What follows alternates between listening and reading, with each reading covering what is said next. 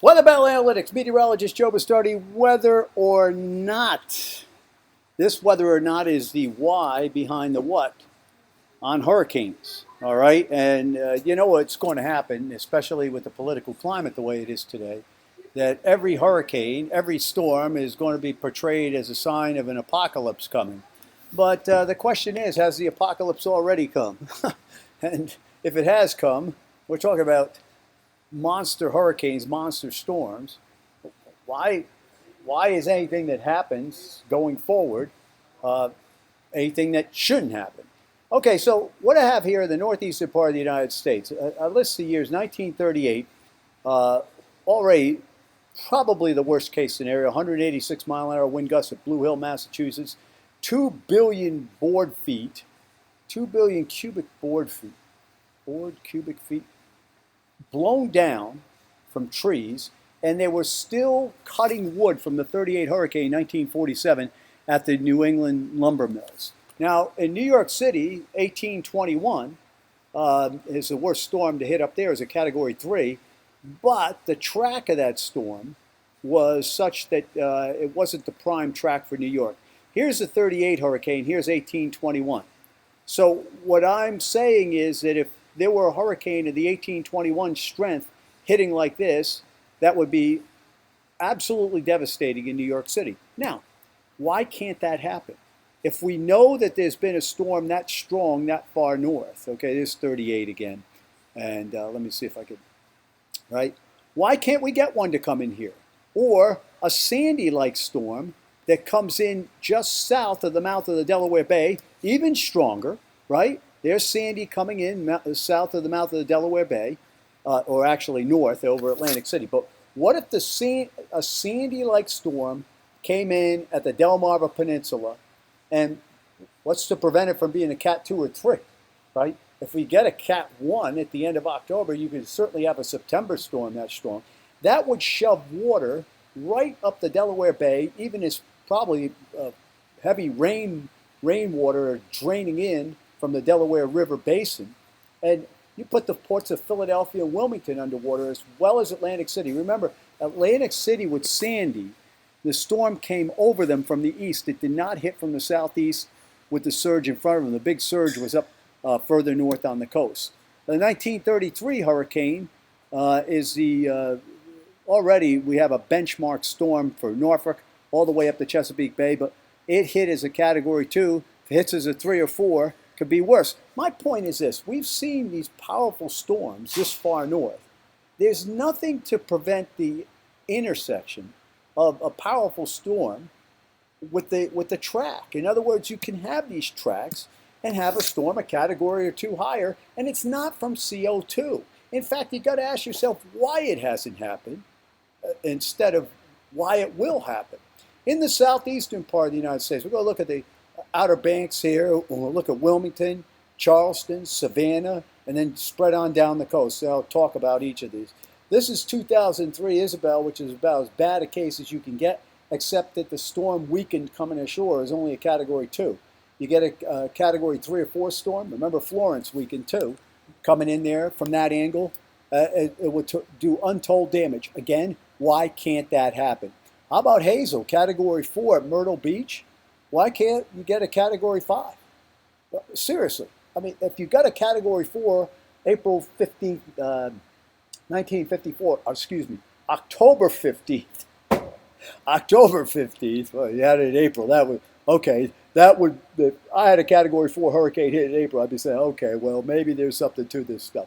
But if you have a Category 4 in October, that late in the season, why can't you have a stronger storm earlier in the season?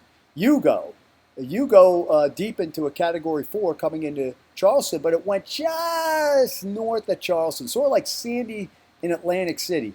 It hits 25, 50 miles southwest of Charleston at that strength or even stronger. Why can't you have a Category 5 there, right?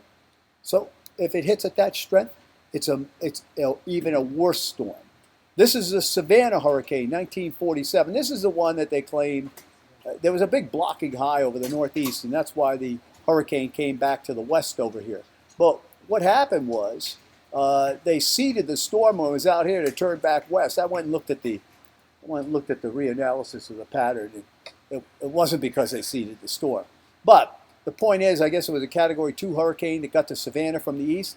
What if it's a Category 3 or 4? It is very tough, though, to hit the coast from Savannah to about where this storm came across from the east and southeast because of the configuration of the coast and the fact that this area right in here is where you see the trade winds shift into the westerlies. So there's we used to call them the horse latitudes. I don't know if they still call them that. All right.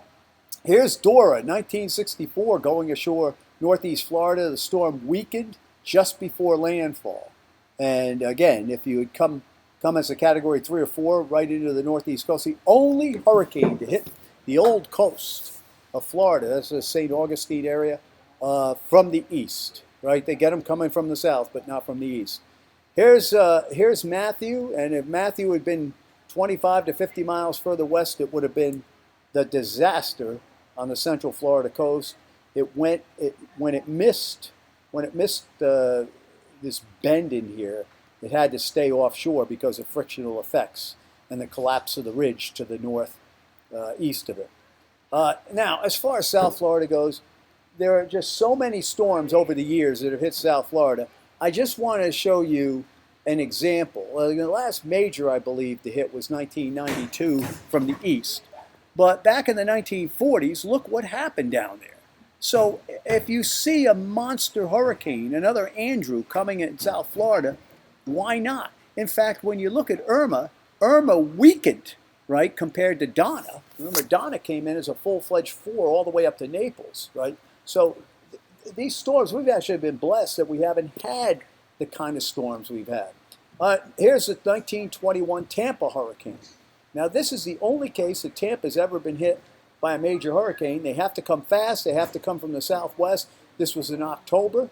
And, of course, we had Michael in here. Now, for Pensacola and Mobile, a Michael further west, let's say a Michael went up Mobile Bay or Pensacola, it would just be devastating, right? It happened to hit in an area that wasn't that populated as bad as it was. Further west, we want to take a look at what goes on in New Orleans, because Katrina and Camille were not the worst case scenarios. Katrina went up like this, so did Camille. But if you, this is a 1947 hurricane. Now, this was famous at Fort Lauderdale, where it hit as a Category 4, borderline 5. All right, so it's known as the Fort Lauderdale hurricane. And what you look for here, folks, is you don't want them, I shouldn't say want, but if you want the storm to be stronger in the Gulf, you don't want it to be stronger in the Atlantic, because it's indicating if it's stronger here, it's coming out of the prime area. But a well-developed hurricane gets disruptive enough that it doesn't come back. Now, Katrina was developing as it came across Florida, right? Remember, Andrew, same thing. Andrew hit as a 920, never got back to where it was. So when they're very, very strong, when they hit land, it's very tough for them to come all the way back. And the reason why is you hollow out the eye wall, and there's competition with the outer bands. The convergence tries to stay outside the storm. It's like a big seeding experiment. But here's the point. This track, the 47 track, with Katrina's strength or Camille's strength, would be a disaster in New Orleans. You would shove 25 feet of water back into Lake Pontchartrain. Now, Betsy hit in here, but just, it hit to the near and southwest of the mouth of the Mississippi, or west of the mouth of the Mississippi, right there, rather than up further north, where you could shove the water coming from the east-southeast into Lake Bourne and Lake Pontchartrain, and then that would just put New Orleans underwater. This is Carla, and you know we all know how bad Harvey was in Texas, right? All right, but Carla, as far as if this track were right in over Galveston like this, right? So you got hit as a Category 4 here, came up over Galveston Bay. That would be the ultimate storm for both Galveston and Houston. Obviously, the benchmark storm for Galveston is 1900 so far, right? But 1900 was moving west-northwest, so it wasn't as bad as in Houston. But Carla was an immense storm. Everybody got hurricane-force winds on the Texas coast. I mean, Harvey was an impressive storm, but remember, it got caught with a cold trough that kept it close to the coast and increased condensation processes and banding for an extended period of time over Houston. Imagine if you had this come in and stall right in here. Why can't that happen?